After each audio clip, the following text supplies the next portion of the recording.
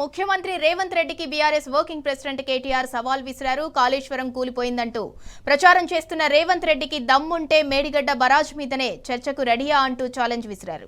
దమ్ముంటే రేవంత్ తాను విసిరిన సవాల్ స్వీకరించాలని డిమాండ్ చేశారు. మొన్నటికి మొన్న చర్చకు రా అని సవాల్ విసిరిన రేవంత్ తీరా వెళ్లిన తర్వాత తాను రాకుండా ఢిల్లీకి పారిపోయాడని కేటీఆర్ అన్నారు. చర్చకు వస్తావా అని పిలిచి పారిపోయిన పిరికి సన్నాసి రేవంత్ కాదా అని ఆయన ప్రశ్నించారు. ఇప్పుడేమో మరోసారి చర్చకు వస్తావా అంటూ అడుగుతున్న రేవంత్ కు అసలు సిగ్గుందా అని కేటీఆర్ ఘాటుగా రెస్పాండ్ అయ్యారు.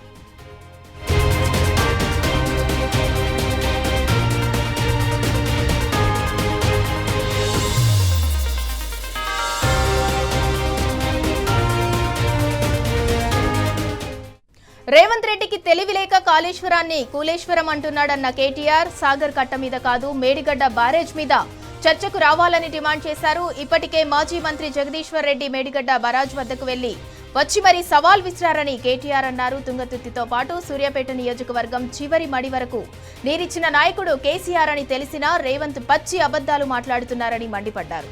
ముఖ్యమంత్రి స్థాయి మరిచి మాట్లాడుతున్న రేవంత్ ఏం పీక్కుంటారో పీక్కోండంటూ నీచంగా వ్యవహరిస్తున్నారని కేటీఆర్ ఆక్షేపించారు. రానున్న స్థానిక సంస్థల్లో ప్రజలు ఏం చేస్తారో రేవంత్ చూస్తారంటూ ఆయన మండిపడ్డారు.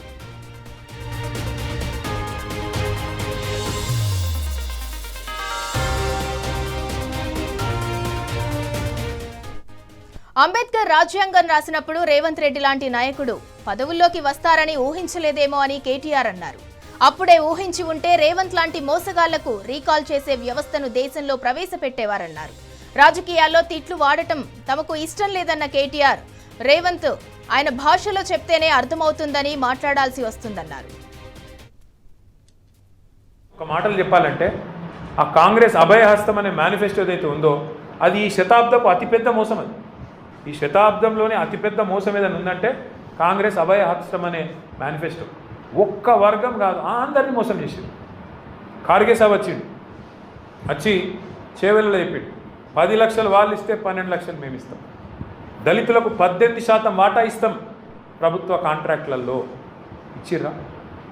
పెంచుతామన్నారు, పెన్షన్లు పెంచినరా? ఇంకెన్ని చెప్పినారు? ఒకటి కాదు, ఇన్నునే ఎంతో ఇంత పెద్ద లిస్ట్ ఉందని.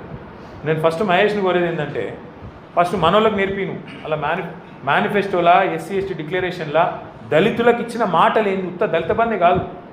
వీళ్ళెంత లంగలంటే ఏది పడుతుందో చెప్పుకుంటా మీరు నోటికి ఎంత వస్తే అంత. ఆ శ్రీధర్ బాబు అంటే ఆయన రాసిండు మేనిఫెస్టో, చైర్మన్ అయిన దాన్ని. నేను అసెంబ్లీలో ఆయన లేచినప్పుడల్లా అడుగుతా, ఏమైనా నువ్వేగా చైర్మన్, నువ్వు ఇలా బాగా నడుపుతున్నావు? ఇస్తామండి అంటాడు. ఇస్తామండి అంటే నువ్వే చెప్పినావు కదా 100 రోజులు ఇస్తా అని. 100 రోజుల్లో ఇస్తా, 6 అయినా ఇటు సూర్యుడు అటు పొడిచినా అని డైలాగులు కొట్టింటే మేం కాదు. అందుకే అడుగుతున్నాం. 100 రోజుల్లో చేయలేదు కాబట్టి 600 రోజులు అయింది కాబట్టి అడుగుతున్నాం బరాబర్. అంటే వాళ్ళకు ఉక్రోషం వస్తారు.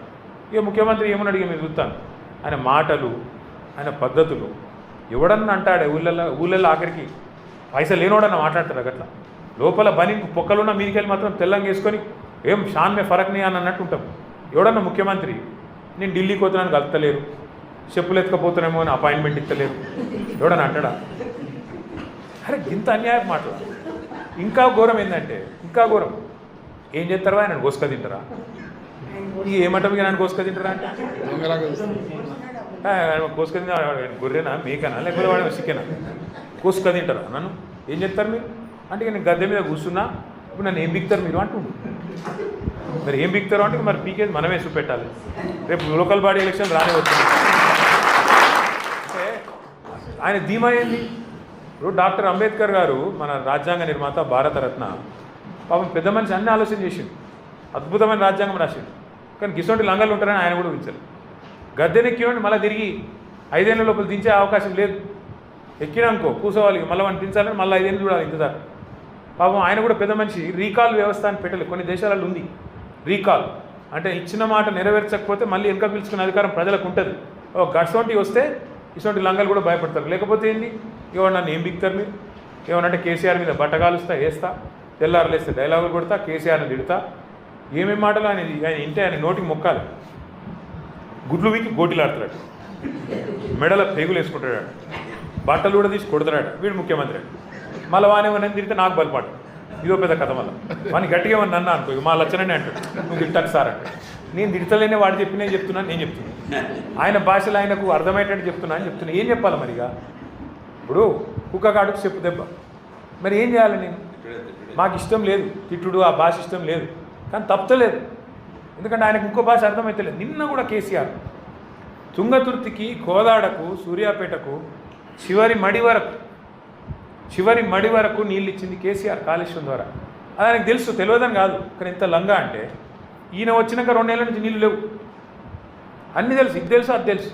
కానీ చర్చకు వస్తావా అంటాడు. మొన్న పోయినాం చర్చకు రమ్మండి, ఆడికెళ్ళి మళ్ళీ వీకెండ్ మళ్ళీ చర్చకు వస్తావా నిన్న డైలాగ్. ఏమనాలి? చర్చకు పిలిస్తేనేమో పారిపోతాడు బిరికి సన్నాసి. మళ్ళీ చర్చకు వస్తావా కేసీఆర్, నాగార్జున సాగర్ కట్ట మీదకి వస్తావా? మేమన్నాం ఇక రారాబాయి, మరి మేడిగడ్డ బరాజ్ మీదకి రాయిగా ఆడిడేందుకు. మంచిగా ఉంది, అది కూలిపోలే.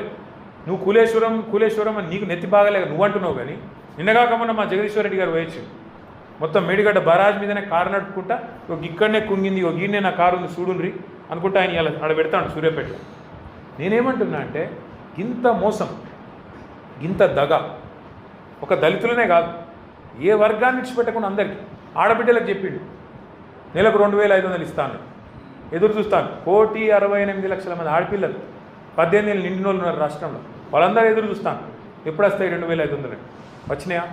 ఒక మాటలు చెప్పాలంటే ఆ కాంగ్రెస్ అభయహస్తం అనే మేనిఫెస్టో ఏదైతే ఉందో అది ఈ శతాబ్దపు అతిపెద్ద మోసం. అది ఈ శతాబ్దంలోనే అతిపెద్ద మోసం ఏదైనా ఉందంటే కాంగ్రెస్ అభయహస్తం అనే మేనిఫెస్టో.